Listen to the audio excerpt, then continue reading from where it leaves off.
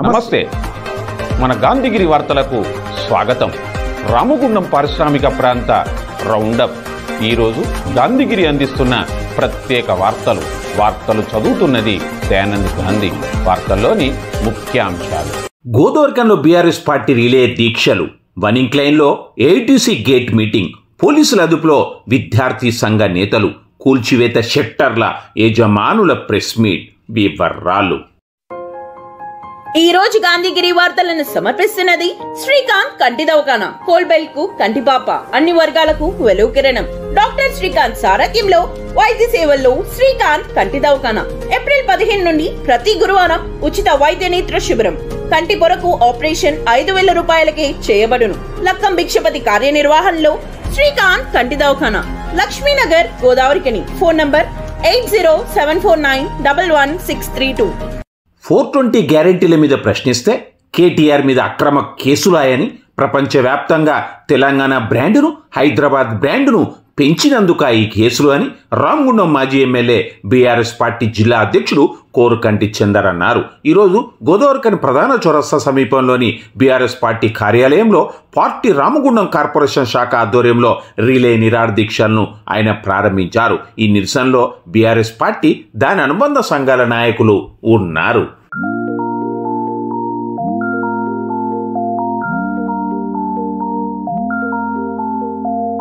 జోహార్ తెలంగాణ అమర వీరులకు, కేసీఆర్ నాయకత్వం, కేటీ రామన్న నాయకత్వం, జై తెలంగాణ. ఈరోజు రామగుండం నియోజకవర్గంలో ఉద్యమాలకు పురిటిగడ్డ అయినటువంటి గోదావరికని చౌరస్తాలో ఈ యొక్క కాంగ్రెస్ ప్రభుత్వం ప్రజా పాలన అని చెప్పి పోలీస్ పాలనను నడిపిస్తూ, ప్రశ్నిస్తే అక్రమ కేసులు పెడుతూ కేటీఆర్ గారి మీద తెలంగాణ రాష్ట్రంలో అభివృద్ధి కోసం ఆరాటపడితే తెలంగాణను ఒక బ్రాండ్గా, హైదరాబాద్ బ్రాండ్ ఇమేజ్ ను పెంచడం కోసము ఇక్కడ ఈ రేస్ నిర్వహిస్తే ప్రపంచంలో ఉన్నటువంటి అన్ని దేశాలు కూడా మన రాష్ట్రం వైపు చూసినాయి. కేటీఆర్ గారు నిన్న సవివరంగా జరిగినటువంటి కార్యాచరణ అంతా కూడా వివరించడం జరిగింది. మరీ దుర్మార్గంగా కేటీఆర్ అన్న మీద అక్రమంగా కేసులను పెట్టడాన్ని నిరసిస్తూ రామగుండం నియోజకవర్గంలో రిలే నిరాహార దీక్షలను ప్రారంభం చేయడం జరిగింది. కాంగ్రెస్ పార్టీ ప్రభుత్వం ఎన్నికల ముందు ఇచ్చినటువంటి హామీలను సంవత్సరం గడిచింది, ఇప్పటి వరకు నెరవేర్చలేదు. ఈరోజు ప్రజలను డైవర్ట్ చేసేటువంటి విధంగా అక్రమ కేసులను బనాయిస్తూ బీఆర్ఎస్ నాయకుల మీద ఒక అణిచివేతతోని ఇలా కుట్రపూరితమైనటువంటి పరిపాలన నడుపుతున్నటువంటి ఈ యొక్క సందర్భంగా కేసులను, కేటీఆర్ అన్న మీద పెట్టినటువంటి కేసులను ఎత్తివేయాలని డిమాండ్ చేస్తూ, అదేవిధంగా ఎన్నికల ముందు ఇచ్చినటువంటి 420 హామీలను నెరవేర్చాలని డిమాండ్ చేస్తూ ఈ ప్రభుత్వానికి, ఈ ఉద్యమాల కేంద్రం నుంచి వెళ్ళే హెచ్చరిక చేస్తా ఉన్నాం. ప్రజా ఉద్యమాలతోనే ప్రభుత్వాలు కూలిపోయినాయి. నీ పతనం ఈ రోజు నుంచి ప్రారంభమైంది. సంవత్సరం వరకు ఉద్యమకారులు ప్రజలు ఎదురు చూసేది నువ్వేమో చేస్తావని. రేవంత్ రెడ్డి నువ్వు ఏమి ఇచ్చినటువంటి హామీలను నెరవేర్చకపోగా పోలీసు పాలనతో ఇలా బెదిరింపులతో దౌర్జన్యాలతో కూల్చివేతలతో చేసేంత వరకు 420 హామీలను నెరవేర్చేంత వరకు ఈ యొక్క రిలే నిరాహార దీక్షలు కొనసాగుతాయని ఈ సందర్భంగా మేము తెలియజేస్తూ ఈ యొక్క పారిశ్రామిక ప్రాంతంలో ఉన్నటువంటి ఉద్యమకారులు ప్రజాస్వామ్యవాదులు ప్రతి ఒక్కరు కూడా ఈ యొక్క కాంగ్రెస్ ప్రభుత్వాన్ని ఎండగట్టడం కోసం, ఈ కాంగ్రెస్ ప్రభుత్వాన్ని నిలదీయడం కోసం, ఇక్కడ ఉన్నటువంటి నాయకత్వాన్ని నిలదీయడం కోసం ఈ యొక్క వేదికకు ఆహ్వానించడం జరుగుతూ ఉన్నది. తప్పకుండా ఈ యొక్క ప్రజా ఉద్యమాలతోనే ఏ నాయకునైనా కూడా మెడలు వంచడం, ఏ ప్రభుత్వాన్నైనా మెడలు వంచడం. ఇదే ప్రజా ఉద్యమాన్ని మరి ఒకసారి ప్రారంభం చేస్తున్న ఈ శుభ సందర్భంలో ఈరోజు రిలే నిరాహార దీక్షలో బీఆర్ఎస్ నాయకులందరూ కూడా పాల్గొనడం జరుగుతూ ఉన్నది. సింగరేణిలో కార్మిక సమస్యలను నిర్మాణాత్మక సమావేశాల ద్వారా పరిష్కరిస్తామని, ఒప్పందాలు చేసేది గుర్తింపు సంఘం ఏఐటీసీతోనే సాధ్యమని సింగరేణి కాలేజ్ వర్కర్స్ యూనియన్ ఉప ప్రధాన కార్యదర్శి మడ్డి ఎల్లాగౌడ్, కేంద్ర కార్యదర్శి కవ్వంపల్లి స్వామి, RG1 బ్రాంచ్ కార్యదర్శి ఆర్ఎల్ఈ పోషం పేర్కొన్నారు. ఈరోజు సింగరేణి RG1 ఏరియాలోని GDK2 ఇంక్లైన్లో జరిగిన గేట్ మీటింగ్లో వారు మాట్లాడారు. ఏఐటీసీ RG1 బ్రాంచ్ సహాయ కార్యదర్శి రంగు శ్రీనివాస్ అధ్యక్షతన జరిగిన ఈ సమావేశంలో నాయకులు S Venkatareddy, Ponnala Venkataiah, Karampudi Venkanna, P Ravi, Peddelli Shankar, Sana Jalapathi, Joseph, L Ramesh, Azeem Pasha తదితరులు ఉన్నారు. సంస్థను, కార్మిక వర్గాన్ని, 44 చట్టాలను కాపాడిన చరిత్ర Singareni college workers union AITUC ఎర్రజెండా సంఘమే తప్ప ఎవరో ఛాలెంజ్ చేయమని నేను చెప్తాను.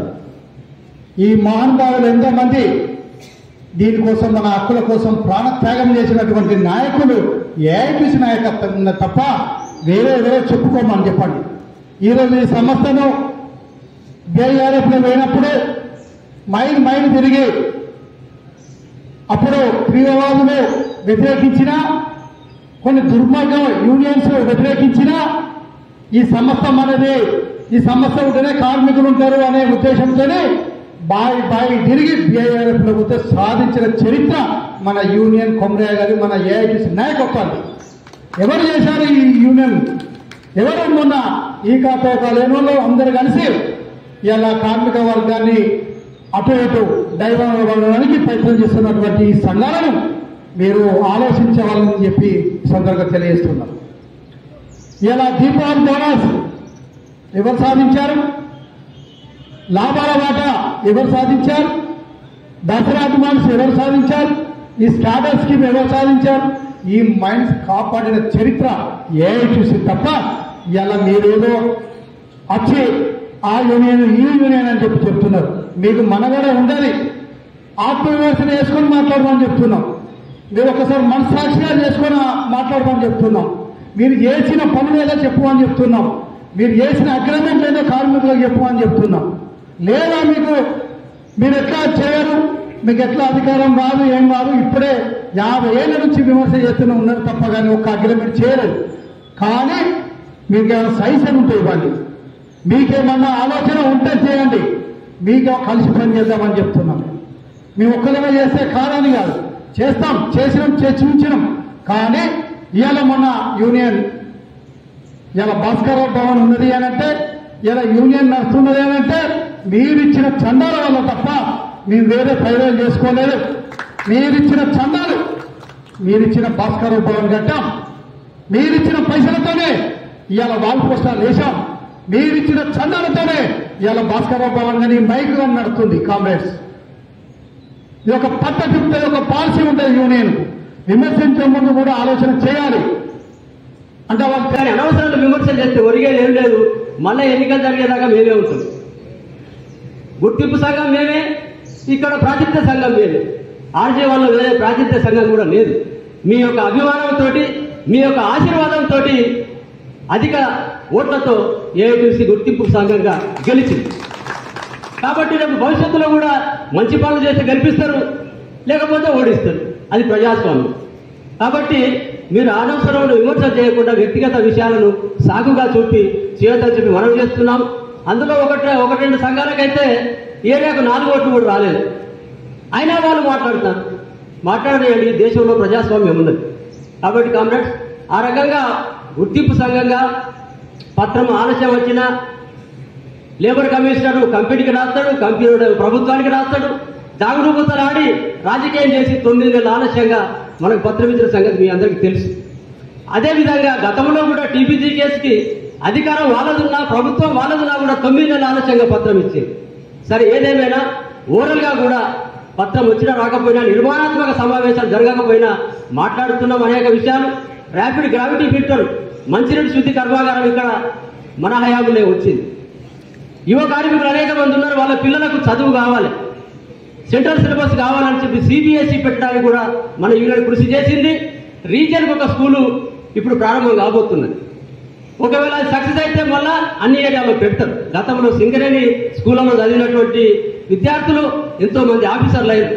మీకు అందరికీ తెలుసు, పాత కార్మికులకు Singareni schools, Singareni train, swimming pools BN Raman గారి హయాంలో వచ్చినాయి. బిఎన్ రామన్ గారు అప్పుడు సిఎండి, ఆయన హయాంలో వచ్చినాయి. ఆ తర్వాత కొన్ని మూతపడ్డాయి. కానీ మళ్ళీ సిబిఎస్ఈ సిలబస్ రావాలి, యువ కార్మికుల పిల్లలు అందులో చదవాలి. అది కూడా ఈ మధ్యనే మనం మాట్లాడాం. ఇకపోతే కాంగ్రెస్ నిర్మాణాత్మక సమావేశాలు, స్ట్రక్చర్ మీటింగ్స్ గత 10 ఏళ్ల నుంచి జరగలేదు. మనకు తెలుసు ఎందుకు జరగలేదు. అధికార పార్టీ అండతోటి, అధికార పార్టీకి కేవలం చెంచా కొట్టే యూనియన్లు ఉంటే ఆ విధంగా జరుగుతుంది. కానీ మనము గెలిచిన తర్వాత ఆర్జీవోలో నిర్మాణాత్మక సమావేశం మొదలైంది. మళ్ళీ ఈ నెలలో జరుగుతుంది. ఆ సమావేశంలో ఏ డిమాండ్లు అయితే పెట్టినామో వాళ్ళు ఎంతవరకు వాటిని పరిష్కరించారో నెక్స్ట్ మీటింగ్లో మళ్ళీ అడుగుతాం, సమీక్ష చేస్తాం. పరిష్కరించకపోతే నిలదీస్తాం. అదేవిధంగా డైరెక్టర్ లెవెల్లో కూడా సమావేశాలు జరిగినాయి. అక్కడ చాలా డిమాండ్స్ పెట్టినాం.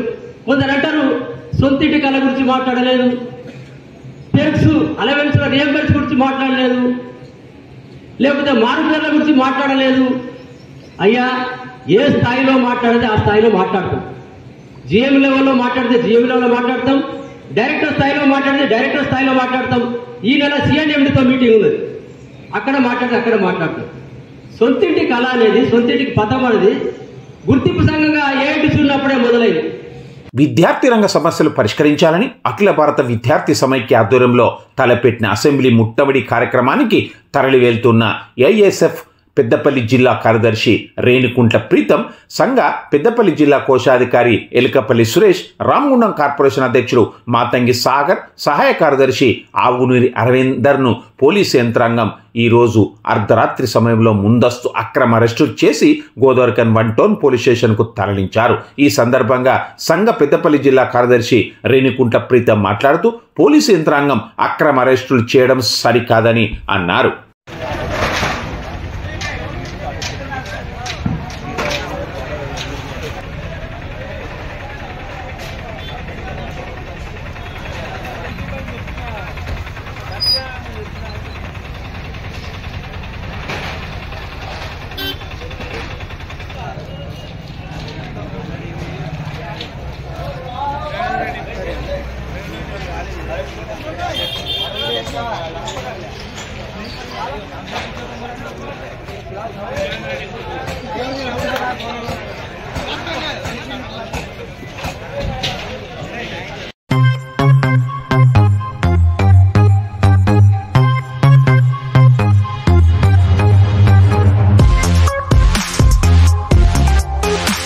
గోదావరికని పారిశ్రామిక నగరంలో వారిచ్చిన వైఎస్ఆర్ పట్టాలు తాము ఇవ్వలేదన్నారు, ఫేక్ అంటున్నారు.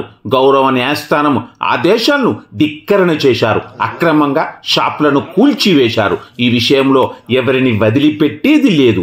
న్యాయపరంగా పోరాడతామని గోదావరికన్ ఓల్డ్ అశోక్ థియేటర్ స్థలానికి ఆనుకుని ఉన్న ఈ నెల 18న రెవెన్యూ అధికారులు అక్రమ నిర్మాణాలుగా కూల్చివేసిన షాపుల షట్టర్ల యజమానులు అన్నారు. గోదావరికన్ ప్రెస్ క్లబ్లో ఈరోజు జరిగిన ప్రెస్ మీట్లో షాప్ షట్టర్ల యజమానుల పక్షాన పులిపాక రాజ్కుమార్, గాదె రామ్దాస్ మాట్లాడారు. ఈ ప్రెస్ మీట్లో గాదె ఉపేందర్, షేక్ అయాజ్, రంగు కోటేశ్వరాచారి, మొహమ్మద్ జమీల్, మేకల ప్రభాకర్, కొండపాక సత్యనారాయణ ఉన్నారు. మేము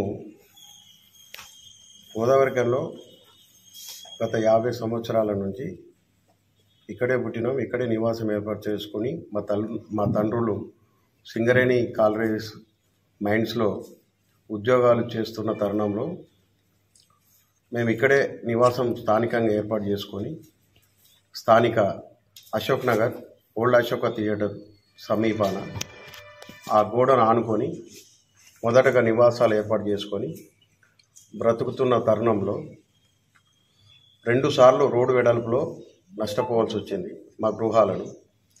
కాలక్రమేణా మా చదువుల నిమిత్తం మాకు ఉద్యోగాలు రాని పక్షంలో మేము అక్కడ స్థానికంగా ఆ ఇండ్లను కోల్పోయి తర్వాత షట్టర్స్గా ఏర్పాటు చేసుకొని ఆ షట్టర్స్లో షాపులు పెట్టుకొని బ్రతుకుతున్న తరుణంలో ఇది 3వసారి మళ్ళీ అభివృద్ధి అనే ఒక పేరుతోని మా యొక్క షాపులను కూలగొడతామని వచ్చినప్పుడు మా వెనకాల గల ఓల్డ్ అశోక్ థియేటర్ను అర్ధరాత్రి కూలగొట్టిన పక్షంలో మాయి కూడా ఎక్కడ కూలగొడతారో అని చెప్పి మేము స్థానిక ప్రజాప్రతినిధులను, అధికారులను, మున్సిపల్ కమిషనర్ను, జిల్లా కలెక్టర్ను కలిసి అయ్యా మరి మా వెనుక గల ఓల్డ్ అశోక్ థియేటర్ రాత్రి కూలగొట్టారు, మరి మాయి కూడా కూలగొట్టే పరిస్థితి ఉంది, మాకు మీరు ఏదైనా న్యాయం చేస్తే మేము స్వచ్ఛందంగా వెళ్ళిపోవడానికి సిద్ధంగా ఉన్నాము అని చెప్పి వేడుకున్న తరుణంలో వాళ్ళు మాకు ప్రత్యామ్నాయం ఏమీ చూపించకపోగా ఎలాంటి ఏర్పాట్లు కూడా చేయలేదు, కనీసం పిలుచుకొని మాట్లాడిన సందర్భము లేదు. అట్లా 1-2 సార్లు 3 సార్లు జిల్లా కలెక్టర్ ఆఫీస్కి వెళ్ళి తిరగడం జరిగింది, స్థానిక ప్రజాప్రతినిధి దగ్గరికి వెళ్ళడం జరిగింది. అయినా కానీ మాకు ఎలాంటి హామీ దొరకలేదు. అప్పుడు మేము ప్రత్యామ్నాయ పరిస్థితులలో హైకోర్టును ఆశ్రయించడం జరిగింది. హైకోర్టు వారు మాకు స్టేటస్ కో ఆర్డర్ ఇవ్వడం జరిగింది. ఆ స్టేటస్ కో ఆర్డరు ఉన్న తరుణంలో యాజ్ ఇట్ ఈజ్గా మేము మా కార్యకలాపాలలో ఉన్న తరుణంలో మొన్న మాకు వైఎస్ రాజశేఖర రెడ్డి గారు ఉన్నప్పుడు ఇచ్చిన పట్టాలు 2008లో ఏవైతే ఉన్నాయో అవి ఫేక్ అని మేము ఎల్ఆర్ఎస్ కూడా తీసుకున్నాం. ఆ పట్టాల పైన ఆ ఎల్ఆర్ఎస్ కూడా ఫేక్ అని వాళ్ళు కోర్టులో తప్పుడు సంకేతం, తప్పుడు విధానం చూపించి మా యొక్క స్టేను వాళ్ళు వేకేట్ చేయించడం జరిగింది. కానీ గౌరవ హైకోర్టు జడ్జి గారు మా యొక్క స్టేను మాత్రమే క్యాన్సిల్ చేసిండు, కానీ మా యొక్క కేసును డిస్మిస్ చేయలేదు. అది కూడా ఆ న్యాయమూర్తి గారు, జడ్జి గారు వీరికి ప్రత్యామ్నాయం యాజ్ ఏ లా ప్రకారం ఉత్తర్వులు ఇచ్చిండు. కానీ స్థానిక అధికారులు, మరి కలెక్టరు అధికారులు కానీ, కలెక్టర్ కానీ, కమిషనర్ ఇన్ఛార్జ్ కమిషనర్ కానీ, ఎంఆర్ఓ గారు కానీ, రామగుండం ఎంఆర్ఓ గారు కానీ మాకు ఎలాంటి నోటీస్ ఇవ్వలేదు. నోటీస్ ఇవ్వకుండా జడ్జి గారి ఉత్తర్వులను సైతం, హైకోర్టు వారి ఉత్తర్వులను సైతం పక్కన పెట్టి వారు కనీసం ఒక 3 రోజులు, వారం రోజులు లీగల్గా ఎలాంటి జడ్జి గారు ఏ ఉత్తర్వులు ఇచ్చారో ఆ ఉత్తర్వుల ప్రకారం పోవాల్సింది ఉండగా వాళ్ళు పోకుండా వచ్చి అరగంటలో మీరు ఖాళీ చేస్తే మంచిది, లేకపోతే మాత్రం కూలగొట్టడం జరుగుతుంది, సామాన్లు ఉన్నా కూలగొడతాం, సామాన్లు లేకున్నా కూలగొడతామని చెప్పడం జరిగింది. దానితోని మేము భయకంపితులమై మేము అక్కడ బాధపడాల్సి వచ్చిన పరిస్థితి ఏర్పడ్డది. ఇక ప్రత్యామ్నాయం మాకు ఏది కూడా వాళ్ళు చూపించలేదు. చూపించకుండా హైకోర్టు వారి ఉత్తర్వులను సైతం పక్కన పెట్టి వాళ్ళు కూరలు దోసినందుకు ఇప్పుడు మేము హైకోర్టు వారి ఉత్తర్వులను హైకోర్టులో వాళ్ళు ఏం చెప్పారు, ఇది ఫేక్ పట్టాలు, ఫేక్ ఎల్ఆర్ఎస్ అని చెప్పారు. ఇదే ఎంఆర్ఓ రామగుండం ఎంఆర్ఓ గారు, కలెక్టర్ గారు మాకేమి ఇచ్చారు, రైట్ టు ఇన్ఫర్మేషన్ యాక్ట్ కింద ఇవి మేమే ఇచ్చినాం పట్టాలు సో అండ్ సో అని చెప్పి వాళ్ళే మళ్ళీ ఇది మేము రైట్ టు ఇన్ఫర్మేషన్ కింద పెడితే ఈ నెంబర్లకు మేమే పట్టాలు ఇచ్చినామని ఇచ్చారు. ఇప్పుడు దీన్ని ఇక్కడేమో మాకు మేమే ఇచ్చినామని ఒప్పుకుంటారు, కోర్టులోనేమో వాళ్ళ లాయర్ తరఫున అవి ఫేక్ పట్టాలని జడ్జి దగ్గర వాదిస్తారు. దానికి కోర్టు వారు ఏం చేశారు, ప్రస్తుతానికైతే స్టే వేకెట్ చేశారు, కానీ కేసును డిస్మిస్ చేయలేదు. కానీ దీని కోర్టు ఆ ప్రకారం పోకుండా, చట్ట ప్రకారం పోకుండా ఆ ఉత్తర్వులను వాళ్ళు అతిక్రమించి మరొక షాపులను కూలగొట్టినందుకు మేమేమంటున్నామంటే మరి న్యాయం ఎక్కడున్నది? ఇప్పుడు మీరు న్యాయం చేయకపోతే, యాజ్ ఏ అధికారులుగా మీరు మాకు న్యాయం చేయకపోతే, ప్రజాప్రతినిధులు చేయకపోతే, మేము కోర్టును ఆశ్రయించినాం. అప్పుడు కోర్టును ఆశ్రయించినాం, ఫస్ట్ మిమ్మల్నే కలిసినాం మేము అది న్యాయం చేయమని, కానీ మీరు చేయకపోతే కోర్టును ఆశ్రయించినాం. హైకోర్టులో ఆశ్రయిస్తే హైకోర్టులో కేసు ఉండగా ఓన్లీ స్టే వేకెట్ అయిన అనే కారణంతో చూపిస్తూ ఎలాంటి నోటీస్ ఇవ్వకుండా నిర్ద్వంద్వంగా కూలగొట్టడం జరిగింది. ఇప్పుడు కూలగొట్టిన దానికి మీరు సంజయ్ చెప్పాల్సిన బాధ్యత మీ అధికారులకు ఉండదా అని నేను సూటిగా అడుగుతున్నా. మీకు ఇప్పుడు మేము ప్రజలం కాదా? మేము పన్నులు కడతలేమా? మేము ప్రజా జీవితంలో గడపట్లేదా? మీరు ప్రజల గురించి ఆలోచించే అధికారులు అయినప్పుడు మమ్మల్ని ఎందుకు పిలుచుకోలేదు? కోర్టులో కేసు ఉన్నదన్నప్పుడు ఒక్కరోజన్నా మీరు పిలుచుకున్నారా? మరి కోర్టులో కేసు ఉన్నది కదా, మీరు ఎందుకు వేయాల్సి వచ్చింది? సరే మీరు వచ్చినప్పుడు మేము పట్టించుకున్నందుకు మరి మీకు ఏమన్నా ఇబ్బంది అయితే చెప్పండి అని చెప్పి మీరు మాతో మాట్లాడే అర్హత లేదా? మేము అంత అర్హులం కాదా మీకు? మేము కూడా ప్రజలలో సభ్యులమే కదా. మరి ఇప్పుడు మీరు కూలగొడితిరి, మేము ఇప్పుడు ఈ కూలగొట్టిన పక్షంలో మా కుటుంబాలు రోడ్డు మీద పడ్డాయి. ఇప్పుడు మాకు కొంతమందికి ఫైనాన్సులు ఉన్నాయి, కొంతమందికి అప్పులు ఉన్నాయి. ఈ అప్పులు ఎవరు కట్టాలి? ఏ రోజు చేసుకుంటే ఆ రోజు బతికే పరిస్థితులు ఉన్నాయి. ఇప్పుడు అప్పులోడు వచ్చి ఇంటి ముందట ఉంటాడు, మరి దీనికి సమాధానం, ఇప్పుడు స్కూల్లో ఫీజులు కట్టాలి, ఆ ఫీజులు ఎవరు కడతారు? అధికారులు మీరు సమాధానం చెప్పాలి, మీ మీద బాధ్యత ఉన్నది.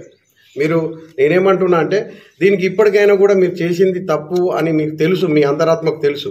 కాబట్టి ఇప్పటికైనా కూడా మీరు ఆ తప్పును మరి పునరాలోచించుకొని మరి మాకు ఇప్పటికైనా మీరు ఏమైనా న్యాయం చేస్తారా? కోర్టులో ఉండగానే మీరు మాకేమైనా పిలుచుకొని న్యాయం చేసే పరిస్థితి ఉన్నదా? న్యాయం చేసే పరిస్థితి ఉన్నట్లయితే ఉంటే ఇప్పటికి కూడా పునరాలోచించుకోమని చెప్తున్నా నేను. అట్లనే స్థానిక ప్రజాప్రతినిధి మాకున్నటువంటి ఎమ్మెల్యే గారు మా మీద మేము మీకేం శత్రువులం కాదు, ప్రజలలో మేము కూడా ప్రజలమే, మీకు కూడా మేము ఎన్నుకున్న వ్యక్తులం, మిమ్మల్ని స్థానిక శాసనసభ్యులుగా ఎన్నుకున్న వ్యక్తులం మేము. మా కుటుంబాలు రోడ్డున పడ్డదంటే మీకు కూడా బాధ్యత అనేది ఉంటుంది. మీరు కూడా మమ్మల్ని పిలుచుకొని మాకు ఏం చేయాలి అనేది మీరు ఆలోచించాల్సిన కనీస బాధ్యత ఉంటుందని నేను ఈ సందర్భంగా తెలియజేస్తూ, అయ్యా మరి ఇప్పటికైనా సరే మేము నష్టపోయినాం, ప్రజల గురించి మేము త్యాగం చేస్తా అన్నాం, అప్పుడు అన్నాం, ఎప్పుడు అడ్డం కాదని చెప్పినాం, ఇప్పుడు కూడా చెప్తున్నాం. ఇప్పుడు నష్టపోయినందుకు మా కుటుంబాలు రోడ్డున పడ్డాయి కాబట్టి దయచేసి ఇప్పటికైనా మమ్మల్ని మానవతా దృక్పథంతో మా మీద ఎలాంటి దురుద్దేశం మీరు ఉంచుకోకుండా తెలుసుకొని మాకు మరి తక్షణమే ఏదైనా సహాయం చేయమని, ఇబ్బంది కలిగించకూడదని మరి నేను ఈ మీడియా ముఖంగా మరి సమస్త జనానికి మరి స్థానిక ప్రజాప్రతినిధికి అధికారులకు తెలియజేస్తూ మరి మొరపెట్టుకుంటున్నాను. ఓల్డ్ అశోక్ థియేటర్ ప్రాంతంలో గత 40 సంవత్సరాల నుంచి అక్కడ రూమ్స్ ఉన్నాయి. ఆ రూమ్స్ మొన్న మార్చ్ 23 తారీఖున రాత్రి మన రామగుండంలో కొంచెం అరాచక పాలన స్టార్ట్ అవ్వడం జరిగింది. రాత్రి ఓల్డ్ అశోక్ థియేటర్ని కూలగొట్టిన తరుణంలో మా షాపులు ఎక్కడ కూలగొడతారు అని చెప్పి మేము గౌరవ హైకోర్టుని ఆశ్రయించడం జరిగింది. ఈ హైకోర్టులో ఆశ్రయించాక మేము ఎంఆర్ఓ గారిని, మున్సిపల్ శాఖని, ఇంకా కలెక్టర్ గారిని, ఇంకా వేరే అధికారులను పార్టీ చేస్తూ మీ హైకోర్టులో దావా వేయడం జరిగింది. దీంట్లో ఎంఆర్ఓ స్పందిస్తూ ఈ పట్టాలు మా ఆఫీసులో లేవు, మేము ఇచ్చినవి కాదు అని చెప్పి హైకోర్టుకి కౌంటర్లో చెప్తారు. చెప్పిన తరుణంలో మేము ఏం చేస్తామంటే ఆర్టీఐ కింద మరి ఈ పట్టాలు మీరు ఇచ్చినాయి కదా అని చెప్పేసి అంటే ఈ పట్టాలు మేము ఇచ్చినాయి అని చెప్పేసి హైకోర్టు మళ్ళీ అదే ఎంఆర్ఓ అంటాడు. ఎంఆర్ఓనే పట్టాలు మేము ఇవ్వలే అని హైకోర్టు చెప్తాడు. అంటే కోర్టుని తప్పుదో పట్టించి ఎంఆర్ఓ గోదావరికి మళ్ళీ ఏమంటారు ఇంట్లో ఈ పట్టాలకి సర్వే నెంబర్ లేవు. అది ఇట్లా క్లియర్గా ఏమని మెన్షన్ చేస్తారంటే ఆ పట్టాలకి సర్వే నెంబర్ లేవు, బౌండరీస్ లేవు, ఏమీ లేవు అని చెప్పి కౌంటర్లో ఇచ్చేస్తారు. గోదావరికంలో ఇచ్చిన ఏ పట్టాలకి ఏదైనా సర్వే నెంబర్లు ఉన్నాయా? ఇంటి నెంబర్ ఆధారితంగా అంతకుముందు ప్రభుత్వం వైఎస్ఆర్ ప్రభుత్వం అందరికీ పట్టాలు జారీ చేయడం జరిగింది. ఈ పట్టాలలో సర్వే నెంబర్ కారణం లేదని చెప్పేసి పట్టాలు మేము ఇవ్వాలంటే ఎక్కడ ఇది అవుతుంది? మరి పట్టాలు మీరు ఇవ్వకపోతే మీరు ఇచ్చిన ఆర్టీఐలో ఈ పట్టాలు మేము ఇచ్చిన మీరు ఎందుకు చెప్పాలి? ఇక్కడ మాకు ఆర్టీఐలో కూడా మీరు ఇవ్వకుండా అయిపోయేది. కోర్టుని తప్పుదోవ పట్టించి ఇవాళ వాళ్ళకి అక్కడ హక్కే లేదు, వాళ్ళు దొంగ పట్టాలు సృష్టించుకున్నారు అని చెప్పేసి కోర్టుని చెప్పి స్టాటస్ కోని వెకెట్ చేపించడం జరిగింది. ఈ వెకెట్ చేస్తున్న తరుణంలో జడ్జి గారు ఏం ఆర్డర్ చెప్పారంటే, గౌరవ జడ్జి గారు due procedure of law follow కాండి, అంతేగాని పోయి డెమాలిషన్ ఆర్డర్స్ లేవు, ఏది లేదు. ఇంకా దారుణమైన విషయం ఏంటంటే అసలు ఆర్డర్ అనేది బయటికి రాలేదు. ఏసీ ఇక్కడ మున్సిపల్ ఏసీపీకి ఫోన్ చేస్తే ఏసీపీ స్పందించారు, కలెక్టర్ గారికి ఫోన్ చేస్తే కలెక్టర్ గారు స్పందించారు, అడిషనల్ కలెక్టర్ ఇన్ఛార్జ్ కమిషనర్ గారికి ఫోన్ చేస్తే వాళ్ళు ఫోన్లో అందుబాటులో ఉండరు. వీళ్ళేమో ఇక్కడికి వచ్చి జేసీబీ పెట్టుకొని రెడీగా ఉండి మీరు కొంచెం ఖాళీ చేస్తారా, మేము కూలగొట్టమంటారా? ఇంత బెదిరింపు ధోరణిలో రామగుండం పరిపాలన సాగుతుంటే ప్రజలు ఎట్లా బ్రతకాలి? ఇక్కడ అంటే ఎప్పుడేం జరుగుతుందో అని భయం చాటున బతకాలా? అంటే అధికారులు చట్టబద్ధంగా పనిచేయాల్సిన అధికారులే చట్టానికి విరుద్ధంగా మీరు ఖాళీ చేస్తారా, మీకు కూలగొట్టాలని ఇది చేస్తే అది ఎంతవరకు సమంజసం? ఏదైనా వెకేట్ చేయాలనుకుంటే ముందుగా నోటీస్ ఆర్డర్ ఇవ్వాలి. వెకేట్ చేయండి, మేము మీకు ఇంత సమయం ఇస్తున్నాం, 7 రోజులు 15 రోజులు ఇస్తున్నాం, మీకు ఏమైనా ఆబ్జెక్షన్ ఉంటే మాకు చెప్పండి అంటే మేము మీకు ఇచ్చేటోళ్ళం. అంత అర్జెన్సీ ఏమున్నది? ఇప్పుడు షాపులు కూలగొట్టిలు, ఇప్పుడు అక్కడ ఏం కట్టబోతున్నారు ఇంత అర్జెంటుగా? ప్రజలకు ఏమైనా ఇబ్బంది కలుగుతుందా ఆ షాపులు చేయబట్టి? ఇదికు సింగరేణి గవర్నమెంట్ ల్యాండ్ ఇస్తూనే ఉండే, ఆల్రెడీ కోటాలు తీసుకోండి మేము డెవలప్మెంట్కి ఇస్తూనే చెప్తూనే ఉండే. మా వెనకాల గవర్నమెంట్ మొన్నటిదాకా సింగరేణి ల్యాండ్, సింగరేణి మరి గవర్నమెంట్ సింగరేణి అడిగిందో తెలియదు, సింగరేణికి ల్యాండ్ ఎక్కువ సింగరేణి గవర్నమెంట్కి ఇచ్చిందో తెలియదు. ఇప్పుడు మొత్తం అది మైదానం అయింది. ఈ మైదానాన్ని ఏం చేయబోతున్నారు అంటే మా షాపులు కూలగొట్టడానికి రోడ్డు వెడల్పు కారణం చెప్తున్నారా? లేదంటే ఇక్కడ ఉన్న ఎవరికైనా నాయకునికి జాగా కావాలని చెప్పేసి ఈ మమ్మల్ని మా షాపులు కూలగొట్టడం జరిగిందా? మాకు లీగల్గా పట్టాలు ఉన్నాయి, లీగల్గా పట్టాలు గవర్నమెంట్ ఇచ్చింది. 30 సంవత్సరాల కన్నా ఎక్కువ గవర్నమెంట్ ల్యాండ్లో మేము ఉన్నాం. లిమిటేషన్ కూడా ఏదైనా ప్రైవేట్ ప్రాపర్టీలో 12 years కన్నా ఎక్కువ ఉంటే అది లిమిటేషన్, దాని తర్వాత నాది అని చెప్పి వేరే వాళ్ళకి ఉండదు. అట్లాగే గవర్నమెంట్ ల్యాండ్లో 30 years కన్నా ఎక్కువ ఉంటే వాళ్ళకి ఆటోమేటిక్గా రైట్స్ వస్తాయి. ఓకే, ఆ రైట్స్ రాలేదు అనుకుందాం, కానీ గవర్నమెంటే పట్టాలు ఇచ్చినప్పుడు పట్టా ఉన్నట్టే కదా. ఆర్టీఐలు అయితే ఇచ్చిలు కదా, ఇంత ఇది పట్టా. గోదావరి కన్నా ఇటువంటి పట్టాలు 8 నుంచి 10 దాకా పట్టాలు ఉంటాయి. అవన్నీ ఫేకేనా? గోదావరి కన్నా అందరూ అనాథరైజ్గా కట్టుకున్నారు. ఇక్కడ ఏం ఉందో 2 నగర పంచాయతీ అప్పటి నుంచి ఏం కూడా పర్మిషన్ తీసుకొని కట్టుకోలే. అంతకుముందు గవర్నమెంట్ 60,000 మీద మా ప్రేమ కొద్దీ పట్టాలు ఇచ్చింది. ఆ పట్టాలు ఇవే కదా. పట్టాలలో ఏముంటుంది? ఇంటి నెంబర్ 770 నెంబర్ ఉంటుంది. సర్వే నెంబర్ ప్రతి ఒక్క పట్టాలలో సర్వే నెంబర్ ఏమి ఉండదు, బౌండరీస్ కూడా ఏముండదు. ఏం పట్టాలు కాదు కదా. మనం మన పెద్దపల్లి రిజిస్ట్రేషన్ ఆఫీస్ తీసుకొని తూర్పు, పడమర, ఉత్తర, దక్షిణ అనుకుంటే ఎవరు అని ఉండదు ఈ పట్టాలల్లో. ఇది ఒక ప్రొసీడింగ్ ఆర్డర్. కలెక్టర్ 85 1985 నుంచి కరెంటు వినియోగం ఉన్నది 2024 దాకా, అంటే 40 ఏళ్ళు దాటి కూడా ఇది ఉన్నదంటే ఇవన్నీ ఆధారాలు. ఇవన్నీ కేవలం ఇక్కడ ఉన్న ఇల్లీగల్ ముచ్చట ఏంటంటే వాళ్ళ ఆలోచన ఏంటంటే ఓల్డ్ అశోక్ థియేటర్ జాగాని కబ్జా చేసుకోవాలి. ఓల్డ్ అశోక్ థియేటర్ జాగాని కబ్జా చేసుకొని 100 సంవత్సరాలు లీజులు తీసుకొని వాళ్ళు ఒక మంచి బిల్డింగ్లు కట్టుకొని రెంట్లు ఇచ్చుకుంటా బతకాలి. ఇక్కడ ఉన్న స్థానిక లీడర్లు పేర్లు అనేది తర్వాత వస్తాయి. ఇక పేర్ల గురించి చెప్పుకుంటూ పోతే అది ఏదనేది అత్తనే ఉంటుంది. ఇక ఇంత ఎట్లా అంటే దాన్ని ఏమంటాం, చెడు ఆలోచన ధోరణి. ఒకరిని పొట్టగొట్టి మేము బాగుపడాలి, ఒకరిని పొట్టగొట్టి మేము బాగుపడి మా పబ్బం గడుపుకోవాలి, మేము దానికుల్లో ఇంకా 100 కోట్ల నుంచి 1000 కోట్లు సంపాదించుకోవాలి. ప్రజలు ఎక్కడికైనా పోని ఎవరేమైనా కానీ మీరు చట్టబద్ధత ఉన్నా కూడా మీరు చట్టబద్ధత లేదని మేము కోర్టులో కూడా గెలవగలుగుతామని చెప్పేసి ఈరోజు నిరూపించండు. దీనికి అధికార యంత్రాంగాన్ని కూడా వినియోగించుకోవడం జరిగింది. మేము ఎట్టి పరిస్థితుల్లో దీన్ని వదలబోము. మేము చట్టబద్ధంగా మేము కలిగి ఉన్నాం. ఇవాళ ఇక్కడ కావచ్చు, మేము అప్పీల్కి వెళ్తాం, ఏం చేయాలో చేస్తాం.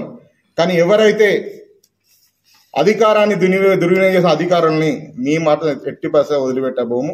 మేము ఎంతో రిక్వెస్ట్ చేసినాం, సార్ ఇది ఇట్లా కాదు, పద్ధతి కాదు, మీరు ఏదైనా ఉంటే మాకు నోటీస్ ఇవ్వాలి, ఇంత అర్జెన్సీ ఏం లేదు, మీకు ఇది కూలగొట్టడానికంటే మా మాట వినకుండా ఎక్కడ చెప్పుకుంటారో చెప్పుకోండి. మాకు మున్సిపల్ ఎంఆర్ఓ లెటర్ ఇచ్చిండు మేము కూలగొట్టుమని అన్నాం. మరి ఆ లెటర్ ఏది సార్ అంటే ఆ లెటర్ ఆఫీస్లో ఉంది, భద్రంగా ఉంది. మరి చూపించండి సార్ కూలగొట్టదానికంటే లేదు ఆఫీస్లో ఉంది. నేను ఇక్కడ నుంచి వీళ్ళతో మాట్లాడుతుంటే పోలీస్ అధికారి వచ్చి మీరు ఇక్కడ ఏం డిస్టర్బ్ చేయొద్దు. అరే నా ప్రాపర్టీని ఒకరు డిమాలిష్ చేస్తుంటే ఏ ఆర్డర్ బట్టి మీరు కూలగొడుతున్నారని చెప్పి నాకు ఒక కాగితం చూపిస్తే నేను చదువుకున్న వ్యక్తినే కదా, నాకు అర్థమవుతుంది కదా ఆ ఆర్డర్లో ఏముందనేది. అది చూపిస్తే సపరేట్గా ఉండటం కదా. కోర్టు నుంచి ఏమో ఆర్డర్ రాలేదు, కోర్టు జస్ట్ స్టే వేకేట్ చేసింది, రిట్ పిటిషన్ అట్నే ఉన్నది. ఇక్కడేమో ఆర్డర్ రాలేదు, వీళ్ళకి ఎంఆర్ఓ లెటర్ ఇచ్చిందంట కూలగొట్టుమని. ఆ ఎంఆర్ఓ ఫోన్ చేస్తే ఆ ఎంఆర్ఓ 20 సార్లు ఫోన్ చేస్తే ఆ ఎంఆర్ఓ స్పందించారు ఫోన్లో. ఆఫీస్కి పోతే ఆఫీస్లో ఆ రోజు లేడు. వీళ్ళు ఇక్కడేమో వీళ్ళు ఆర్డర్ చూపించకుండా డైరెక్ట్ జేసీబీ పట్టుకొచ్చుకొని డైరెక్ట్ షాపులు ఉన్నాయి కదా, డీజిల్ ఉన్నది, జేసీబీ ఉన్నది, కూలగొడితే అయిపోతాయి. టక్క 15 నిమిషాలు 20 నిమిషాలు మొత్తం షాపుల్ని సర్వనాశనం చెప్పి భూస్థాపితం చేసినాయి. ఈ రకంగా ప్రజల్ని ఇబ్బంది పెట్టి మమ్మల్ని ఇబ్బంది పెడితే ఎట్లా బ్రతకాలి గోదావరి కాలనీ ప్రశాంతంగా? ఇవాళ మాకు జరిగింది రేపు మీకు జరగవచ్చు. ఇవాళ మాకు ఈ పరిస్థితుల్లో దీన్ని వదలబోము. మాకు న్యాయం దక్కేంత వరకు కూడా మేము న్యాయ పోరాటం చేస్తూ ఉంటాం. ఆ ఓల్డ్ అశోక్ థియేటర్ జాగా కూడా ఎవరికి కాకుండా ఒకవేళ ఎవరికైనా ఇయ్యదలుచుకుని ఉంటే అక్కడ నష్టపోయింది మేము కాబట్టి మాకే ఇవ్వాల్సిందిగా ఈ సందర్భంగా మేము కోరుతున్నాం. ఇంతటితో గాంధీగిరి వార్తలు సమాప్తం. నమస్కారం.